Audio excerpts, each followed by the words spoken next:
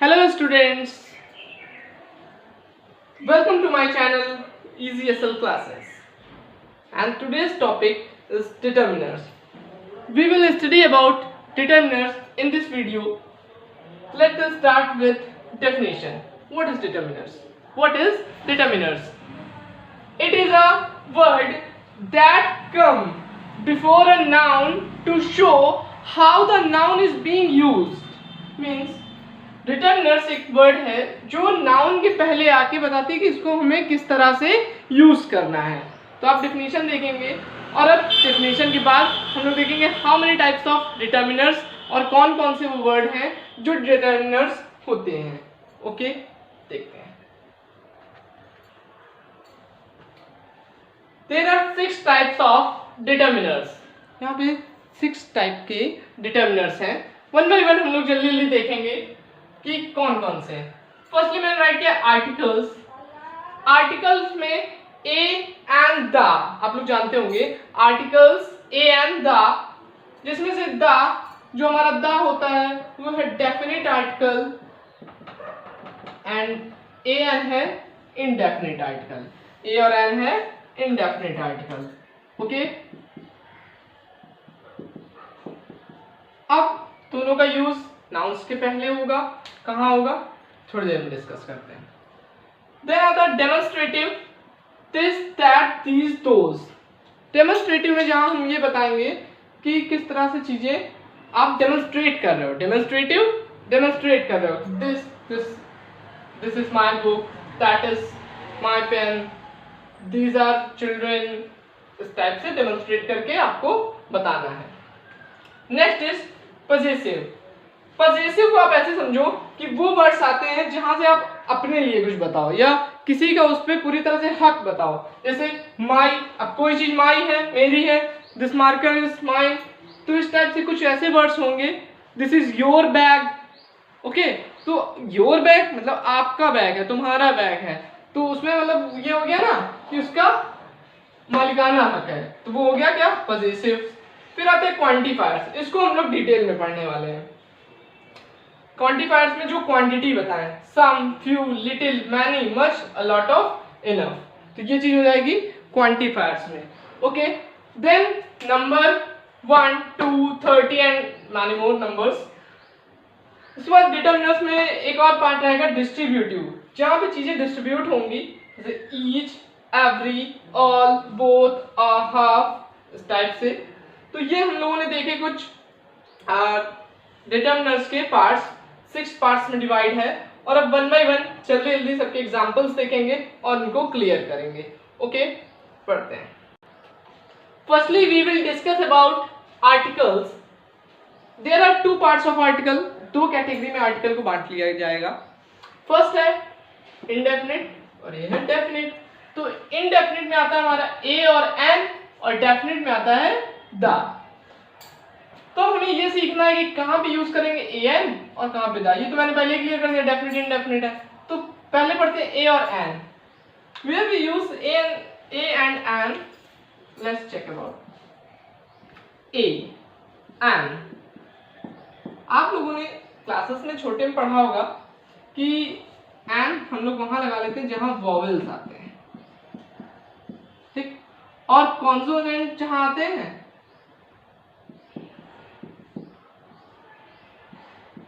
Consonant जहां आते हैं वहां क्या लगा लेते हैं, ए. ठीक है, कहीं तक ये बात सही है. लेकिन कुछ केसेस में चीजें बदल जाती हैं, गलत हो जाते हैं, तो वहां पे प्रॉब्लम आती है. जैसे मैंने कहा एप्पल लिखा है, आपने फटाफट चेक किया एप्पल में ए है, ए मीन्स एन लगा दिया, कोई प्रॉब्लम नहीं है. मैंने लिखा बुक, बुक को आपने बी देखा कॉन्सोनेंट है, आपने ए लगा दिया. लेकिन प्रॉब्लम तब आएगी कि कुछ ऐसे वर्ड्स होंगे जहां पर आपको ध्यान देना होगा. तो वहां पे हम लोग देखेंगे. इस वजह से नहीं, हम लोग हिंदी वर्णमाला के थ्रू समझेंगे. ठीक है, हिंदी वर्णमाला के थ्रू समझेंगे. अच्छा, मैं पहले आपको एक बात बताता हूँ. ये क्या लिखा है, ये क्या लिखा है, आर. आप देखोगे तो ये क्या आ रहा है, एच आ रहा है ना, और एच क्या होता है, कॉन्सोनेंट. तो यहाँ पे ए लगा होना चाहिए. लेकिन क्या कभी आपने पढ़ा है ए आर? कभी नहीं. क्या आपने पढ़ा है, एन आर. आपने क्या पढ़ा है, एन आर। अब इसका मतलब ये रूल तो यहाँ से लगभग गलत होता दिख रहा है, ये कॉन्सोनेंट और वोवेल वाला रूल यहाँ से गलत होता दिख रहा है। तो अब इसको हम लोग सही वे में देखते हैं क्या होगा। कुछ नहीं करना है, बस आपको थोड़ी सी बात याद रखनी होगी। हिंदी वर्णमाला लर्न है आप लोग को, अरे जो पढ़ी थी बचपन में, का से कबूतर, खा खरगोश, गाछ कमला, पूरी नहीं, सिर्फ आपको ये याद रखना है कि कहाँ से कहाँ तक। अगर आ से अंगा आता है, आप हिंदी में समझोगे, तो आपको एन यूज कर लेना है। और अगर का से ज्ञा आता है प्रोनाउंसिएशन में, तो आपको ए यूज करना। सिर्फ प्रोनाउंसिएशन आपको माइंड में डालना है। जैसे मैं बोलता आर, तो आर आप ऐसे ही लिखोगे हिंदी में, आगे क्या आ रहा है, आ, आगे क्या आ रहा है, आ, तो आ के हिसाब से मैंने क्या बताया, एन लगना। तो आपसे ये चीज कभी गलत नहीं होगी। ओके, देन मैं लिखा ऑनेस्ट बॉय, तो अब यहाँ पे क्या आएगा, honest and honest boy. Then मैंने बोला अम्ब्रेला, अच्छा अम्ब्रेला, ठीक है, यू दिख रहा है, यू क्या है, वोवेल है, अम्ब्रेला यू दिख रहा है और यू क्या है, वोवेल है, तो यहाँ पर हो जाएगा एन अम्ब्रेला, एन अम्ब्रेला। लेकिन मैं बोलूं यूनिवर्सिटी, मैं क्या बोलूं, यूनिवर्सिटी। अब इसको जब आप प्रोनाउंशिएट करोगे तो यू आएगा, इसको प्रोनाउंशिएट करोगे तो क्या आएगा, यू आएगा, तो यहाँ पे क्या हो जाएगा, आ यूनिवर्सिटी। ओके, क्या हो जाएगा, आ यूनिवर्सिटी। क्लियर हुई बात। ओके, अभी जैसे एक और वर्ड लिखता हूं, जिसमें लिखा यूजफुल थिंग, यूजफुल यू के हिसाब से एन आना चाहिए, लेकिन क्या आएगा, यू, क्योंकि जब हिंदी में आप प्रोनाउंसिएशन करेंगे तो या आएगा ना। ठीक है, बात समझ में आ गई होगी। अब हम लोग देखेंगे दा, दा का यूज कहाँ कहाँ होता है। तो दा का जनरली यूज हम लोग करते हैं, दा मतलब डेफिनेट आर्टिकल, एक निश्चित आर्टिकल है जहाँ पे आपको पता चलेगा कि हाँ यही है। तो दा को आप यूज करोगे नेचुरल थिंग्स में, कोई भी नेचुरल थिंग होगी आप दा लगा लोगे, कोई भी यूनिक थिंग होगी आप क्या यूज कर लोगे, दा लगा लोगे, डायरेक्शन होगी दा लगा लोगे। इसके अलावा दा न्यूज़पेपर्स के नेम्स के पहले, और दा कहाँ यूज होता है, फेमस बुक्स के पहले, इन जगहों पर दा यूज हो जाता है। इसके अलावा दा यूज होता है, ठीक है, इसके अलावा दा यूज होता है, मैंने बताया natural thing, unique thing, direction, newspapers. कोई रिलीजियस कम्युनिटी लिखी होगी तो भी आप दा का यूज कर लोगे, रिलीजियस कम्युनिटी के थ्रू दा का यूज आप कर लोगे। ओके, और इसके, ठीक है, इसके अलावा ऑर्डिनल नंबर्स में भी आप दा का यूज कर लोगे। ऑर्डिनल नंबर, सुपरलेटिव डिग्री में भी दा ही आता है। अभी मैं सबके एग्जांपल बताऊंगा, ठीक है, जरा फटाफट देख लेते हैं। ए एन समझ चुके थे नेचुरल थिंग। अब नेचुरल थिंग्स में सब कुछ आया है यहाँ पे, रिवर, माउंटेन, प्लेट्यू, डेजर्ट, सब। यूनिक थिंग, जो चीजें यूनिक हैं, जैसे the Taj Mahal, the statue of unity, तो ये सब यूनिक है। Direction, the north, the south, इस टाइप से। Newspaper, the Hindustan times, the Ramayan, the Mahabharat, the Bhagavad Gita. Religious communities में the Hindus, the Sikhs. Ordinal numbers जैसे the first, the second. Superlative degree आप देखते ही होगी, द के बाद ही सुपरलेटिव डिग्री जिसमें एस टी ऐड करते हैं, the richest person, the poorest, इस टाइप से। तो आप समझ गए होंगे यहाँ पे आर्टिकल्स के बारे में। ओके, आप आर्टिकल को समझ गए होंगे। नेक्स्ट, अब नेक्स्ट पढ़ेंगे,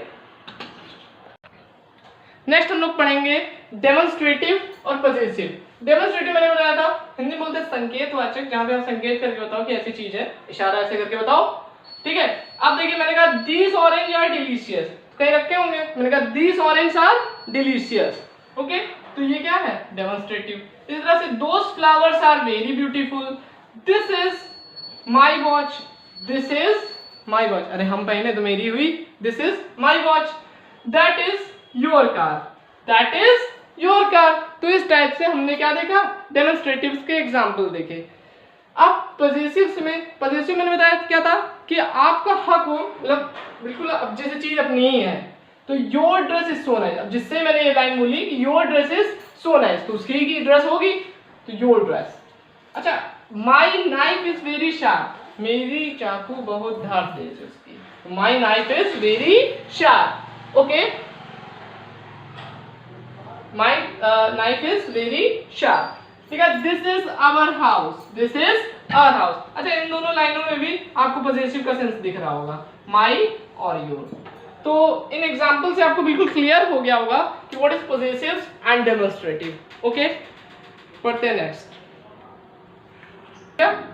अभी ओके, ये दोनों क्लियर हो गए। एक चीज और बता दूं आपको, वैसे तो मालूम ही होगा दिस दैट और दीज दोस पे भी दिस माने यह है, दैट माने वह है। दिस का सेंस हमेशा पास के लिए, दैट का सेंस हमेशा दूर के लिए, और इनके प्लूरल्स होते हैं दीज दोस। ओके, तो ये चीज रह गई, मैंने कहा ये भी क्लियर कर देते हैं। ओके, इसके बाद देखेंगे नंबर्स और डिस्ट्रीब्यूटिव। डिटरमिनर्स में नंबर्स और डिस्ट्रीब्यूटिव। नंबर्स में मैंने दो एग्जांपल यहाँ पे लिए हुए हैं। 11 बॉयज मेक अ टीम। कितने बॉयज? 11 बॉयज। कितने बॉयज हैं? 11 बॉयज हैं। 2 student gate 100% mark in board exam. ये तो इसी बात की बात है। तो ये आपने समझा नंबर्स के एग्जांपल। आप देखेंगे डिस्ट्रीब्यूटिव के एग्जांपल्स, और डिस्ट्रीब्यूटिव को भी क्लियरली देंगे। डिस्ट्रीब्यूटिव जहाँ पे चीजें डिस्ट्रीब्यूट हों, बटे इस टाइप से। फर्स्ट एग्जांपल है leap year falls in every 4th year. Leap year falls in every 4th year. तो आप यहाँ देखोगे लीप ईयर कब कब आता है? हर चौथे साल। ठीक है, फिर all glitters is not gold. हर चमकती चीज सोना नहीं होती, या सभी all glitters is not gold. He goes to walk every day. तो यहाँ पे आप देख रहे हो एवरी, ईच, ऑल, ये सभी क्या है? डिस्ट्रीब्यूट कर रहे हैं। Each of her room is let is to let. Each of her room, हर रूम उसका रेंट के लिए देने के लिए खाली है ना? तो each of her room, he goes to walk every day. तो आपने यहाँ समझा डिस्ट्रीब्यूटिव और नंबर्स के बारे में। ठीक, कैसे हम लोग यूज करेंगे नंबर्स और कैसे यूज करेंगे डिस्ट्रीब्यूटिव। तो ये थे इन दोनों के एग्जाम्पल। लास्ट हमारा एक रह जाएगा क्वांटिफायर्स, जिसको हम बहुत डिटेल में पढ़ने वाले हैं, क्योंकि यहाँ थोड़ा सा कंफ्यूजन भी है। तो आगे देखते हैं। अब हम लोग देखेंगे क्वांटिफायर्स। क्वांटिफायर्स मैंने बताया था क्या क्या होते हैं। सबसे पहले हम लोग पढ़ने वाले हैं सम। सम को मीन्स होता है कुछ। सम का मीन्स होता है कुछ। अब कुछ का मतलब क्या है कि आप इसको काउंटेबल के सेंस में और अनकाउंटेबल दोनों ही जगह यूज कर सकते हो, क्योंकि कुछ। अब मैंने दो एग्जांपल लिखे, आप उससे क्लियर करो। पहले मैंने दो एग्जांपल लिखे हैं, उससे क्लियर करेंगे। Is there some sugar in the tea? यानी शुगर क्या है? अनकाउंटेबल है, और यहाँ पे सम यूज हो रहा है। और नेक्स्ट मैंने एग्जांपल लिखा some bananas are fresh. Some bananas are fresh. कुछ बनाना फ्रेश है, मतलब एक बास्केट होगी, उसमें कुछ बनानास होंगे, कुछ ही फ्रेश है। लेकिन आप ये वाला जो दूसरा वाला कुछ है, ये काउंटेबल के सेंस में होगा, क्योंकि आप बास्केट में होगा तो कुछ आप काउंट भी कर सकते हो।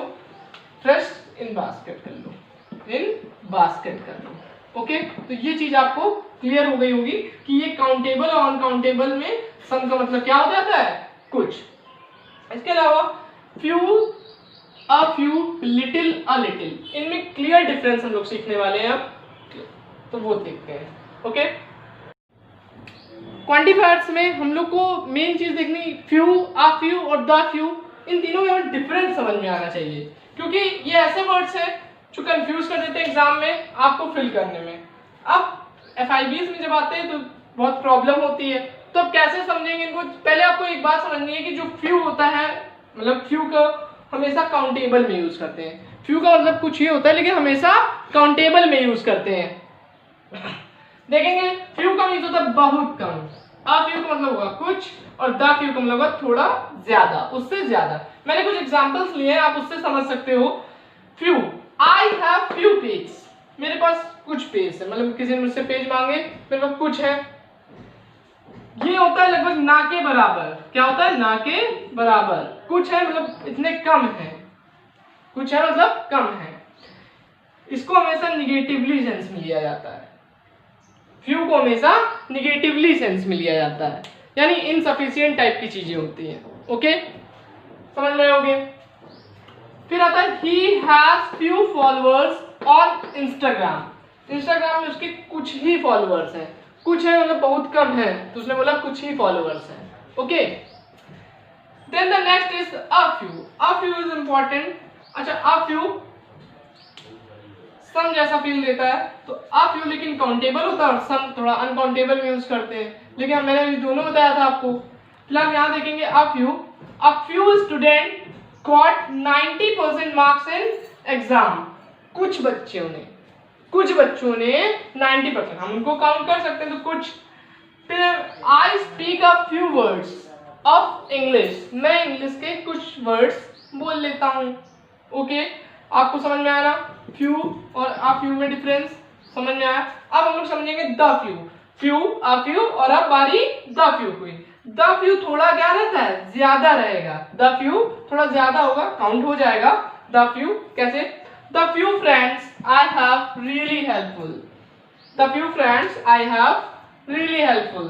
जो तो कुछ दोस्त हैं, तो थोड़े ज्यादा दोस्त हैं, कुछ दोस्त हैं जो क्या है, कैसे बहुत हेल्पफुल हैं और वास्तव में वो हेल्पफुल है। I read the few books I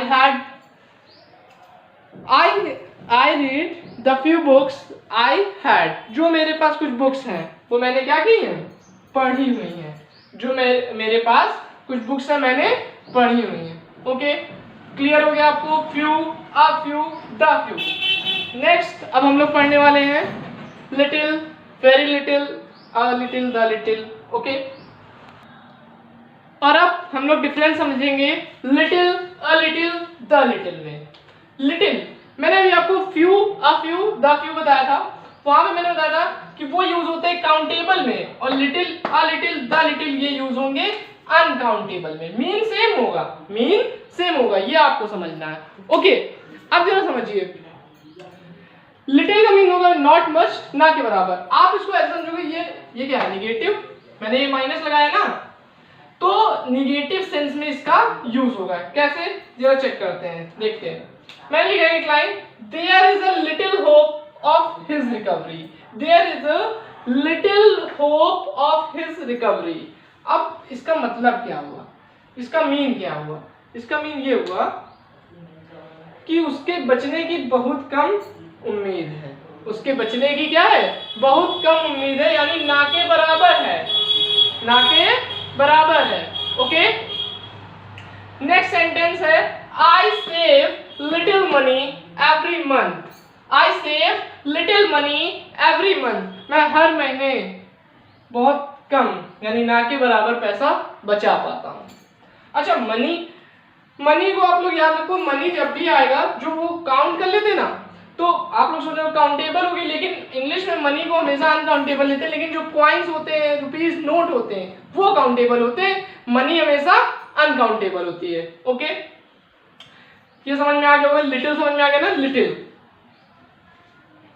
I have a little knowledge, या little knowledge is very dangerous for, तो इस टाइप से जो लिटिल के सेंटेंसेस हो जाएंगे। देन नेक्स्ट पढ़ेंगे हम लोग अ लिटिल।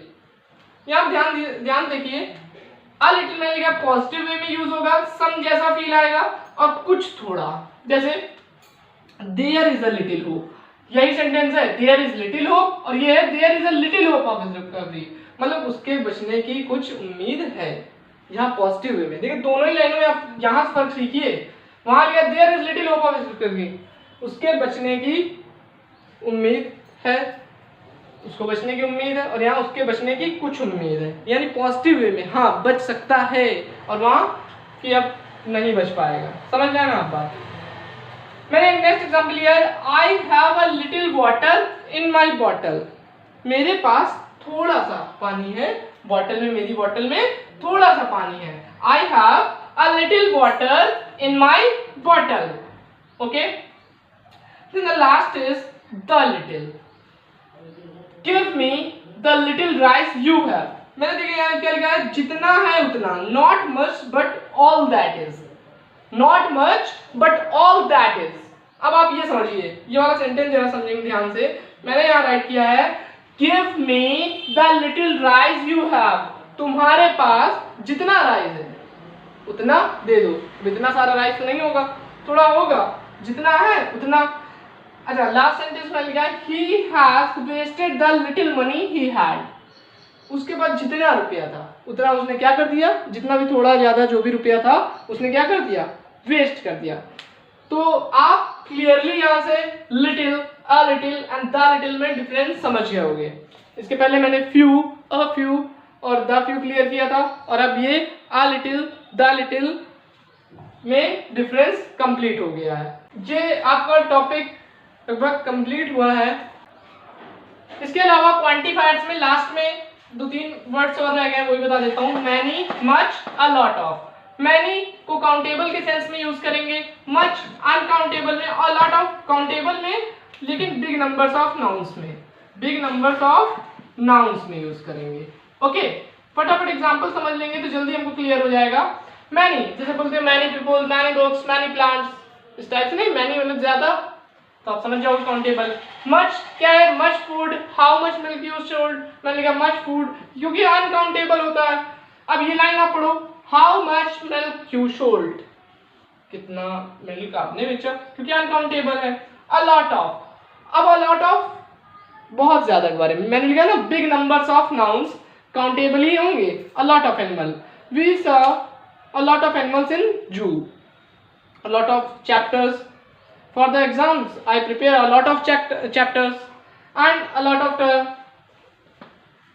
कोई बेबी होगा उसके बाद a lot of toys होंगे भाई, बच्चों के पास इतने ज्यादा खिलौने होते हैं ना, तो a lot of toy have to। तो ये आपको क्लियर हो गया होगा, many, much, a lot of। इसी के साथ क्वांटिफायर्स भी फिनिश होता है और ये पूरा टॉपिक डिटरमिनर्स कंप्लीट होता है। तो आज आप लोगों ने पढ़ा पूरा डिटरमिनर्स टॉपिक, ठीक है। सभी के हम लोगों ने अच्छे से एग्जाम्पल्स किए हैं, करे हैं, तो आप लोग को समझ में आ गया होगा। ओके, ठीक।